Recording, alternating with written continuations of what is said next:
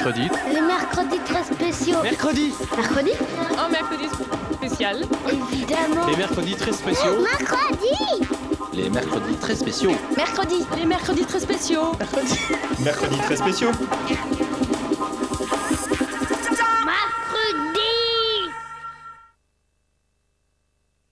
Salut à tous, bienvenue dans le mercredi très spécial consacré à l'histoire des jeux vidéo. Vous êtes en particulier dans cette émission où c'est bien, vous voyez, ça fait un peu comme une chambre de collectionneur, hein, donc c'est tout à fait le thème de l'émission parce qu'on va parler des consoles, de l'histoire des consoles. Et donc on va retracer depuis les balbutiements de ces petites machines jusqu'à aujourd'hui les petits bijoux technologiques qu'on a dans le commerce, dont on ne parlera pas, hein, puisqu'on les connaît tous. Voilà, donc on va par contre s'intéresser au passé. Et pour en parler, il y a toute une équipe de spécialistes de choc. Et il y a notamment Alain Biglacourt qui est avec nous, qui était déjà venu parler du futur, qui revient pour parler un petit peu du passé. Voilà. Donc, explique-nous ce que tu fais un petit peu, Alain. Je sévis dans le monde de la presse spécialisée du jeu vidéo depuis maintenant pas loin d'une quinzaine d'années, et ça ne me rajeunit pas. Donc j'avais commencé à Tilt, qui était à l'époque le seul magazine de jeux vidéo. Ouais, ça a bien changé, maintenant on est beaucoup. Puis après j'ai fait Joystick, Joypad, Megaforce, et puis après Console Plus, Nintendo Magazine. Bref, j'ai sévi un peu partout, puis je suis resté tout aussi passionné et j'ai pas perdu la foi. Un grand magnifique qui a tout à fait sa place évidemment sur ce plateau. Alex Nassar, que vous connaissez, notre monsieur des news, notre testeur, fan de console. Rudement moins cultivé que Alain, mais quelques petits rudiments. Et on est là aussi pour apprendre. Tu crois que moi je suis cultivé en jeux vidéo? Non. Du moment que tu aimes, oui. Je suis une inculte notoire, mais j'ai tout à apprendre. Il y a Alex Pilote, qui est la mémoire vive de Game One, avec son émission que vous connaissez. Il aime ça. Ouais, je kiffe. Comme dit Olivier. Et puis, il y a Philippe Dubois. Alors Philippe Dubois, vous connaissez sans doute pas.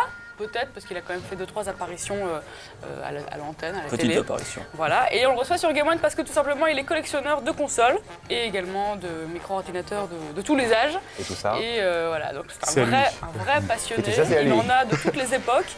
Et pour faire connaissance avec Philippe, que vous connaissez donc un petit peu moins que nous autres sur ce plateau, on a été tourné chez lui dans son antre de collectionneur, un petit sujet que je vous propose de découvrir tout de suite.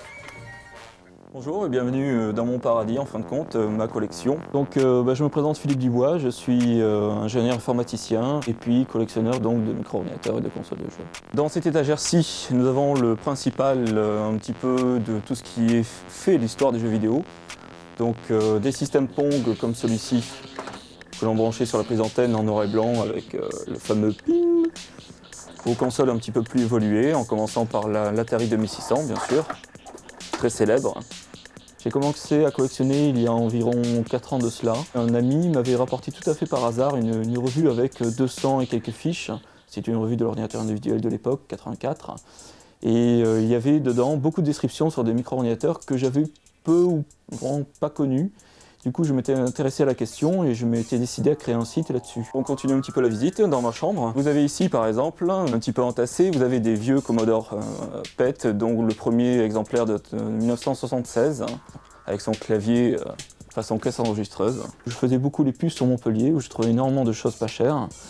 Depuis, je suis monté sur Paris, où les puces sont beaucoup moins intéressantes, et je passe beaucoup plus par des transactions sur Internet.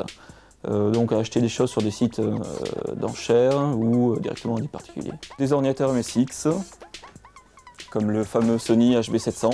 Celui-ci qui est un Adam, donc quelque chose dont je suis vraiment super fier puisqu'il est nickel en boîte. Un système qui se branche avec la ColecoVision, une console de jeux 8 bits de 1983, et qui voulait ou qui était censé en fabriquer ou en faire un ordinateur. C'était un ratage commercial complet. À l'heure actuelle, je possède près de 250 micro-ordinateurs et j'ai encore 150 autres machines à récupérer de part d'autres collectionneurs ou des amis qui me gardent ça précieusement dans leur garage. Voici la machine domestique française la plus répandue, la plus caractéristique, c'est un Thomson MO5 qui équipa un bon nombre de lycées à la belle époque lors du plan informatique pour tous ou alors pour les mauvaises langues informatique pour Thomson. Nous avons ici une autre pièce assez intéressante puisqu'il s'agit du TRS-80 modèle 1. Donc c'est une machine sortie en 1976 qui était disponible à l'origine en kit, donc les particuliers pouvaient se la monter pour un moindre coût. La machine que je chéris le plus, ou du moins celle qui me fait le plus plaisir d'avoir retrouvé, c'est sans conteste le ZX80 de Sinclair. parce que celui-ci, j'en avais vraiment rêvé à l'époque, en 81, 81 quoi. C'était des kits qui étaient disponibles vraiment au compte-gouttes, à monter soi-même, et qui étaient totalement impossibles à récupérer en France. Et bon, j'en ai eu un il y a à peu près 1 an de cela, et j'étais vraiment très content. Donc là, je vais vous sortir un petit peu un petit Pong, tout mignon dans sa boîte, quasiment neuf. Donc vous voyez ici, en parfait état.